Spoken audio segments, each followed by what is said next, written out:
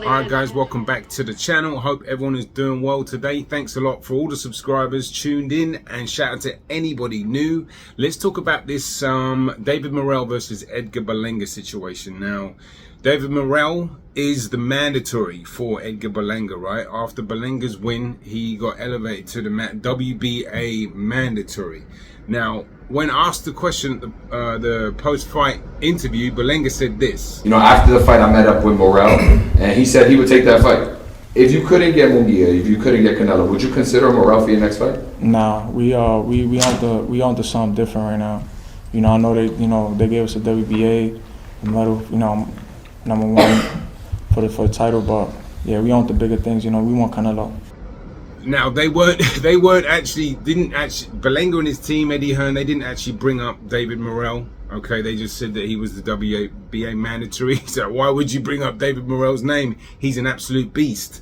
But you know, that response is a bit disappointing, to be honest with you, because you do want to hear someone, especially when they get a world title opportunity, because David Morrell's the WBA champ, right? Turn it down so blatantly. But I like to play devil's advocate sometimes, especially when it comes to, you know, the business side of, I suppose, ducking, right? Is if you're Edgar Berlanga or if you're his team, we know that Canelo fight, and he did say that the Canelo fight is looming, right? And Canelo's heavily rumored to be fighting Munguia next. We'll hopefully get news on that. It's rumored to be up to like almost a done deal. But then, you know, you would think, I did make a video about this recently, you'd think that, you know, Berlanga would have another fight, and then after that, Berlanga, Canelo, maybe in September. I know that spoke about. That would be a pretty big fight if Berlanga were to get another fairly decent win. He had a good win against, God, I forgot that Irish guy's name. I just watched the fight earlier today as well. My memory's so bad. I'll put it up on the screen. It was a patient, decent performance. Got back in the knockout column as well. Obviously, Berlanga burst on the scene by knocking loads of people out in a row. 16 in a row, I think it was. He got my attention, and I was like, okay, this is great. But then, you know, actually after that, I asked myself, you know, I wonder if the matchmaking was actually good. Because, you know, obviously there was a lot of talk about him not knocking people out, but he was getting rounds.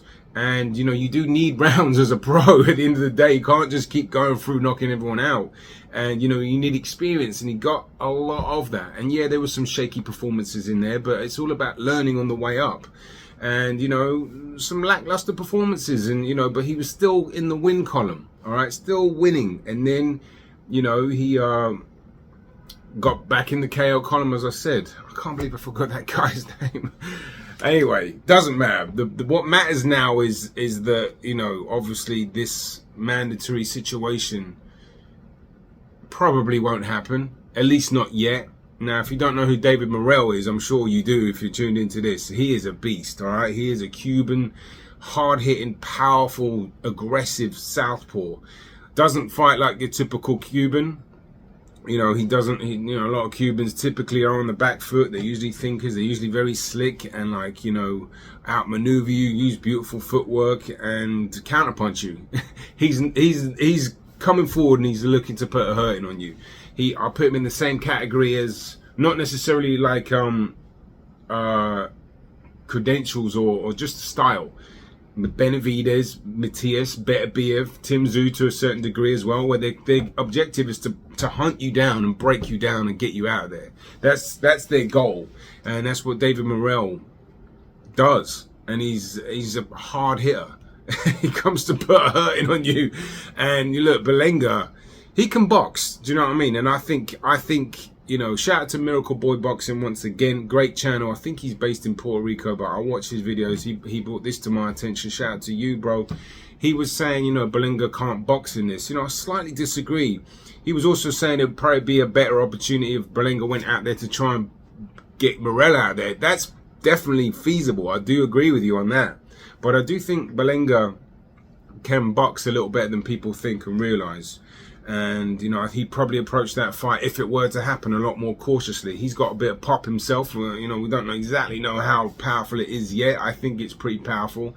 You can see the leverage he gets with it. and obviously his percentage, but you know, who's he knocking out is the question. But I think there's still power there. But that would be an absolutely ridiculously violent fight at some point. Once Morrell catches up to him, I think that could be, you know, a fun fight while it lasts. But you know, I also think Berlanga could go out there and headhunt him, and that would be, you know, very dangerous but very entertaining. But nonetheless, it is disappointing to see them do such a blatant swerve. But at the same time, I get it. When there's such a massive payday on the table, what would you do? You know, what would you do when the name of the game is to put yourself in a position to get big fights and then to take them, right? If you're one win away from the Canelo fight, right? One win, essentially. You got Eddie Hearn who's been delivering right now. Then, you know, I know what I would do probably. But I'm not sure if I would just blatantly say, no, I'm not fighting him. But, you know, at the end of the day, boxing is a business, and that would be the best business move for all of them. Eddie Hearn isn't going to want to risk one of his top names. Let's be honest, he's been building them up in New York, and he's slowly getting an East Coast base. That would be like a kind of borderline career suicide, you know.